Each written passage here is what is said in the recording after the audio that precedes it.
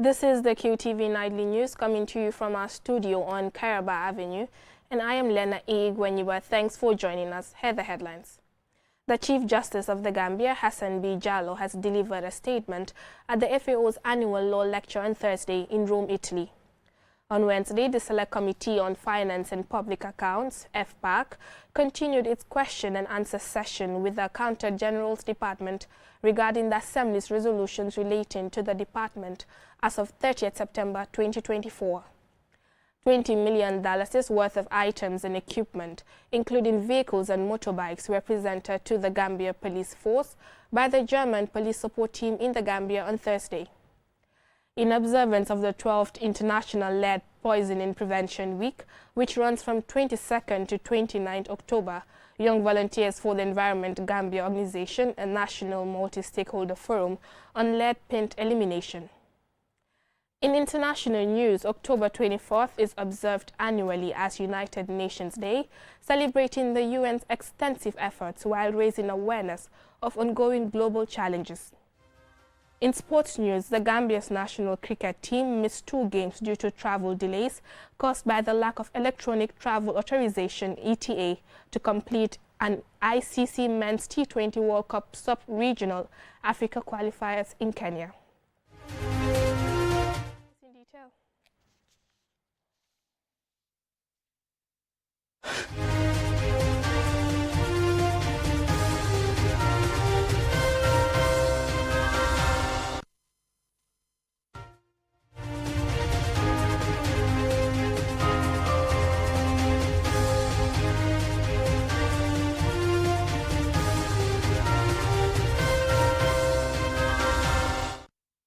Delivering this year's annual FAO Law Lecture in Rome, Italy on Wednesday, the Gambia's Chief Justice, Hassan B. Jallow, said the right to food is fundamental to the realization of the right to life, a right guaranteed in every human rights instrument. Ali Sise reports.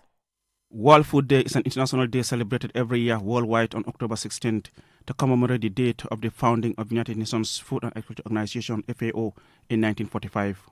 This lecture forms part of the commemoration of the World Food Day, aimed to highlight the contribution and importance of the mandate of the organization to the development of international law and general principles of law. The Gambia's Chief Justice Hassan B. Jallow's lecture, which was followed in person and virtual, addressed the critical issue of food security, such as ensuring food security through legal frameworks and international cooperation, protecting food systems, and realizing the rights to food. When we look at the general comment of the number 12 of the United Nations Committee on Economic, Social and Cultural Rights, it provides us a good guidance on the core content of the right to food in these following words. As, quote, the availability of food in a quantity and quality sufficient to satisfy the dietary needs of individuals, free from adverse substances, acceptable within a given culture, and the accessibility of such foods in ways that are sustainable and do not interfere with the enjoyment of other human rights. Jallow highlighted the alarming reality that food security is worsening in many parts of the world, despite the abundance of resources. He called on the world to use the day to remember the need for a healthy diet, which is essential for good health and nutrition. The FAO has reported that 2.8 billion people in the world are unable to afford healthy and nutritious foods, leading to malnutrition and disease across the globe. The guidelines on healthy diet define a healthy diet as one that is high in whole grains, etc. The right to foods also reminds us that a country boasting with abundance, where food production is prioritized at the expense of quality, is not indicative of a healthy population, as evidenced by rates of obesity in some parts of the world. He is concerned that achieving SDG 2 by 2030, which is to eliminate hunger in the world, remains slim, as part of the annual State of Food Security and Nutrition in the World report published in July this year. He pointed out that the right to food is not just about access, but also about ensuring the food is nutritious. Reporting for QTV News, I am Ali Sise. On Wednesday, the Select Committee on Finance and Public Accounts, FPAC, continued its question and answer session with the Accountant General's Department regarding the Assembly's resolutions relating to the department as of 30th September 2024. Loliam Camara covered the proceedings and filed this report. The Accountant General Department's officials faced these Finance and Public Accounts Committee members to respond to various issues, including the outstanding interest retired by October 31st, 2022, a provision of the list of all people that have been found to have committed fraudulent activities in all sectors, and for an update on their prosecution of offenders or repayments by those found liable, and all government projects to use the Integrated Financial Management Information System, IFMIS, for all the accounting processes by the end of this fiscal year 2022.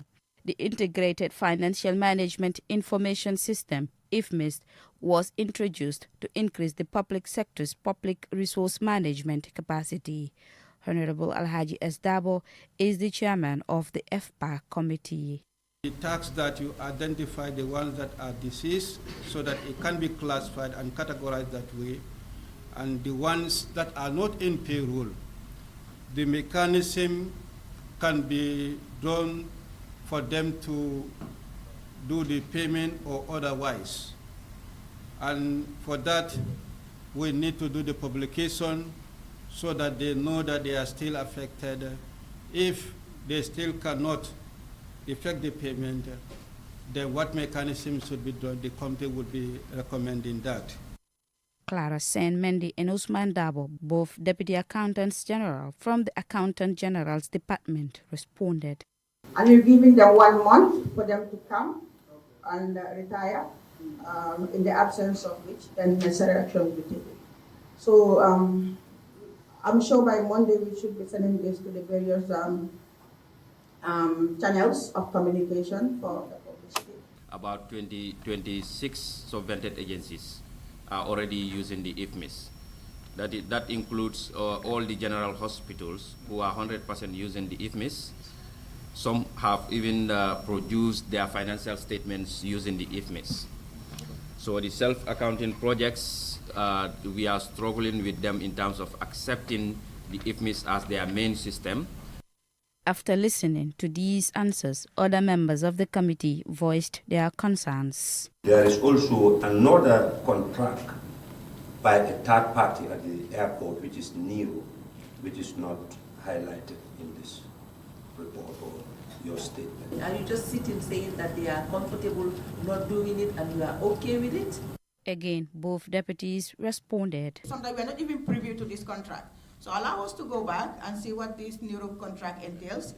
Then we can know how to, we can give an update. We are always following up with them to use the system. Modu Sise, the Auditor General, gave these recommendations to minimize reoccurrence of such acts by public officials. Not to just merely put people on administrative leave and long, never-ending investigations and not recovering the funds, putting them on criminal prosecutions without a concurrent civil litigation that will help the government to recover the monies that were lost. After an interactive session with these officials, the Finance on Public Accounts Committee unanimously agreed that the Accountant General's Department's return on the 31st of October with written answers to the matters raised and addressed by these officials. For QTV News, Lolly M. Kamara. $20 million worth of items and equipment, including vehicles and motorbikes, were presented to the Gambia Police Force by the German police support team in the Gambia on Thursday. The presentation was held at the PIU headquarters in Kanifing. Lamin Alaji Fading Dabo tells us more. The donation includes 4 pickup vehicles, 1 minivan, 15 motorbikes, and riot gear. Ibrahim Abba, the Assistant Inspector General overseeing GPF's administration, says the items were handed over as a testament to the strong partnership and cooperation between the Gambia Police Force and the German Police Support Team. The Honorable IGP, we want to thank you for your wise leadership and strategic guidance you have been providing since your appointment as the Inspector General of Police of the Gambia Police Force. Please join me in extending a big, big, big round of applause for our German friends and counterparts for the laudable support and assistance to the Gambia Police Force during this period. Sebastian Eisenhardt, the head of the German Police Support Project in the Gambia, highlighted upcoming initiatives that will further strengthen this partnership. Next week, we will start with a workshop for the selection and recruitment process within the GPF and a training for crime scene photographers. More equipment aid is expected to be delivered later on this year, such as a calisthenics park and additional gear worth more than $6 million. You see, we are staying committed to support our partners at the GPF in their reforming process. The German police support team has been instrumental in providing unwavering support and partnership, and in facilitating skills transfer and logistical assistance to the Gambia Police Force. Klaus Bozzet, the German ambassador to the Gambia, stated that since 2018, the German government has been actively involved in supporting security sector reforms in the country. This is to help transform the Gambian police force into the modern force it is today, and a force that protects the citizens and is available to. Thank you to all the members of the Gambian police for what they have achieved.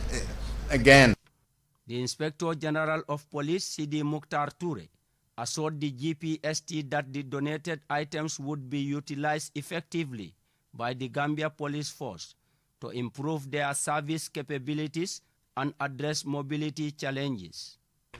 This is an indication of the strong partnership between the police and community members to combat crime. I entreat Gambians to continue this remarkable partnership with the police so that we can defeat criminals.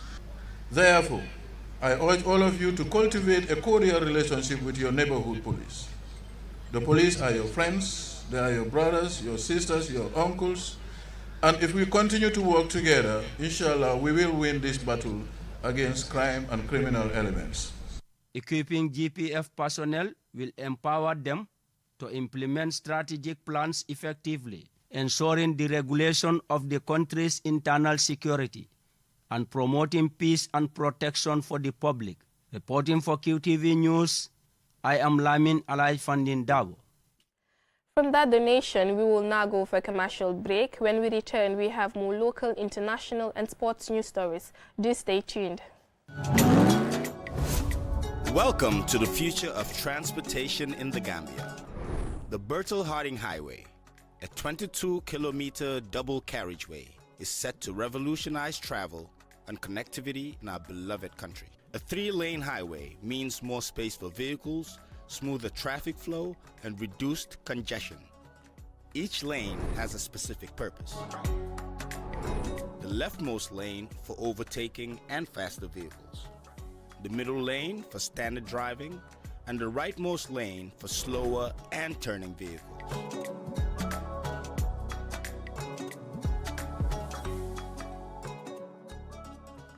Q Money and Orange Money has just made money transfer easier. Now you can send money from Gambia to Senegal directly from your Q Money wallet. So what are you waiting for? Get your Q Money account now and start sending money to your friends and families through Orange Money in Senegal now. For more information, call our customer care on 133. Q Money, Sunu Kalpe. Terms and conditions apply.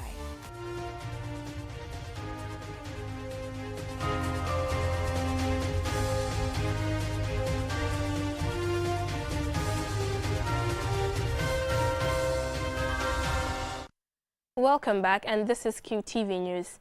Now, in observance of the 12th International Lead Poisoning Prevention Week, which runs from 22nd to 29th October, Young Volunteers for the Environment Gambia organized a national multi-stakeholder forum on lead paint elimination. More in this report.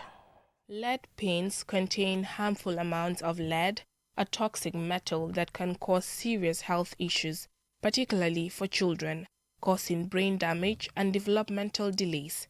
This event, in partnership with the International POPs Elimination Network, IPEN, and the National Environment Agency, aim to raise awareness about the dangers of lead exposure and push for stricter regulations to phase out lead paints.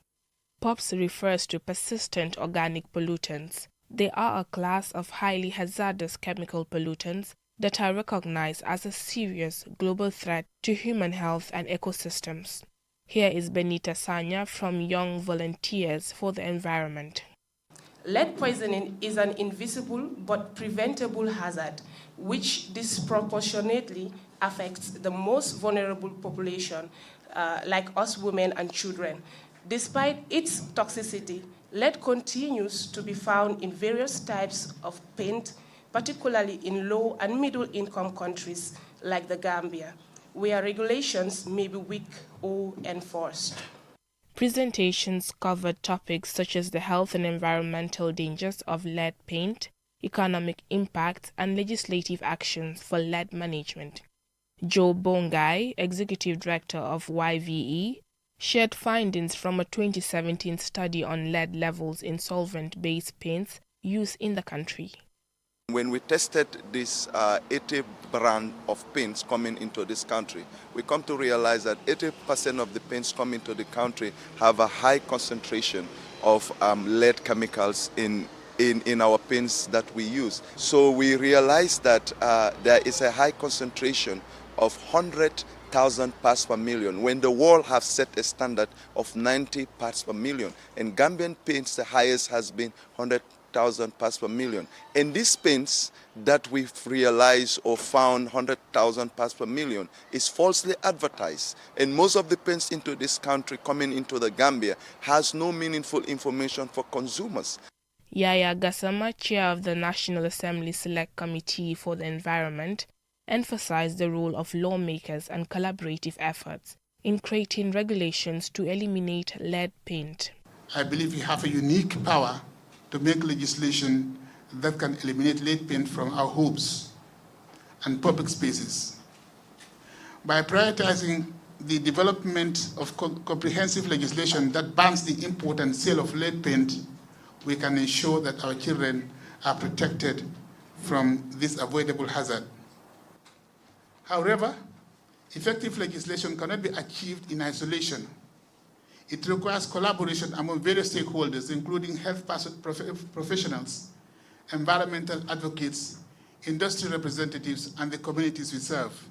The forum concluded with stakeholders signing a declaration to eliminate lead paint in the Gambia, recommending the ban of paints with lead over 90 parts per million ppm, penalties for false claims, the use of non-lead alternatives, and transparency in paint content for consumers. Reporting for QTV News, I am Lena Igwanyuba. Coming up next is international news.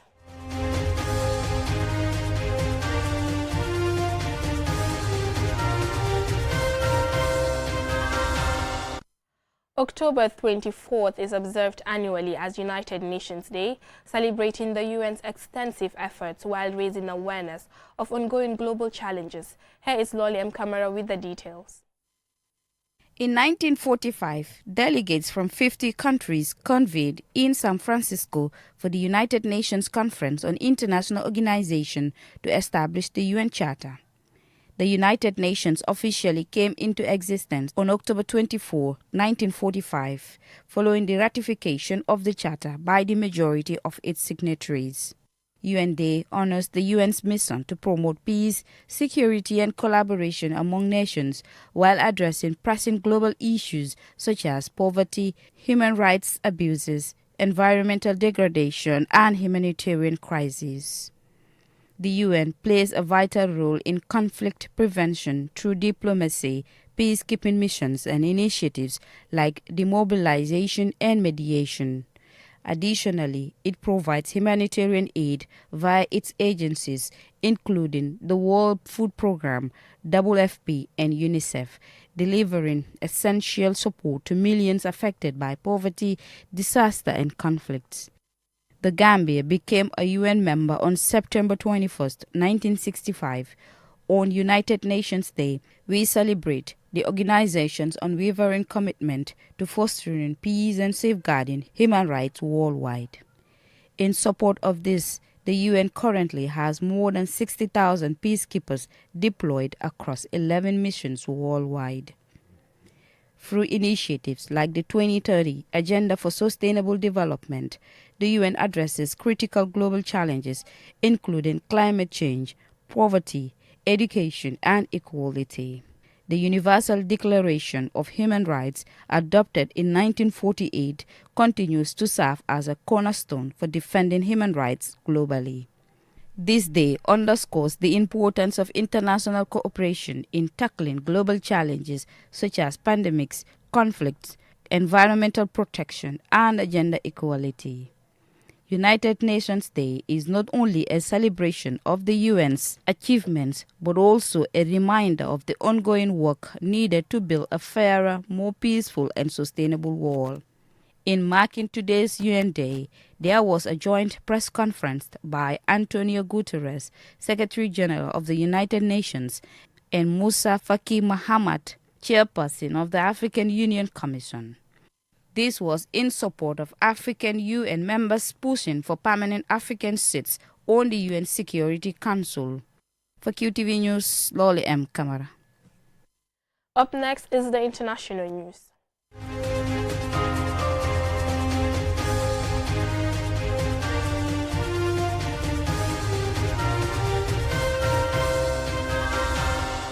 Pardon me there, the sports news. Now, the Gambia's national cricket team missed 2 games due to the travel delays caused by the lack of electronic travel authorization, ETA, to compete in ICC Men's T20 World Cup sub-regional Africa qualifiers in Kenya. Effectively, they lost those 2 games as they forfeited them. Momodu Gajaga engaged their coach and 2 players via video link, and this is his report. The Gambia team effectively lost 2 matches without batting a single ball against Rwanda and Seychelles. The team were due in Kenya, host country for the ICC Men's T20 World Cup Sub-Regional African Qualifiers, ahead of the start of the group games. Mbai Doumbia, the team's coach, explains. We have a miscommunication with the tournament organizers, and it was an administrative issue, and we didn't know that we have to get the ETA before travel. And when we went to the airport, at the time we know that the ETA is a must. We should have got it before. And when we went to the airport, by the time we get the ETA, the boarding time was already up. And unfortunately, only 2 or 3 of our players were able to make it on that flight. Now, on the other day also, we went to again the airport, and unfortunately, the flight was full. So we only could board 4 of our players, making it 6 already in Kenya, and the other 9 were behind. So unfortunately, we traveled from Gambia to Dakar by road, and then take a flight to Senegal to Kenya here. Despite the frustration of their travel, the players are focused on their remaining matches against host Kenya, Zimbabwe, and Mozambique. The format of the competition will see the top 2 teams from these qualifiers advance to the regional final, creating an opportunity to reach the global stage. Basiru J shared their excitement knowing that they will eventually compete. Regardless of the struggle we're having, we have put everything behind because we really wanted to participate, represent our country, put our, flag, to the higher heights. That's why even the encounter we had at the airport, we missed our flight due to documentation, so it didn't stop us from there. The qualifiers are an opportunity for Gambian cricket players to get international exposure at the continental level. Even though cricket is not at a high level of competition in the country, a good showing in this tournament could improve the standards of the players and inspire others. Mamudu Gajaga, QTV News. Before we end this newscast, here's a recap of the headlines. Hassan B. Jallo has delivered a statement at the FAO's annual law lecture on Thursday in Rome, Italy. On Wednesday, the Select Committee on Finance and Public Accounts, FPAC, continued its question and answer session with the Accountant General's Department regarding the Assembly's resolutions relating to the department as of 30th September 2024. $20 million worth of items and equipment, including vehicles and motorbikes, were presented to the Gambia Police Force by the German police support team in the Gambia on Thursday. In international news, October 24th is observed annually as United Nations Day, celebrating the UN's extensive efforts while raising awareness of ongoing global challenges. In sports news, the Gambia's national cricket team missed 2 games due to the travel delays caused by the lack of electronic travel authorization (ETA) to compete in ICC Men's T20 World Cup Sub-Regional Africa qualifiers in Kenya. That's all we have for you in this bulletin. Join us at 10 p.m. for another bulletin. Thank you for watching.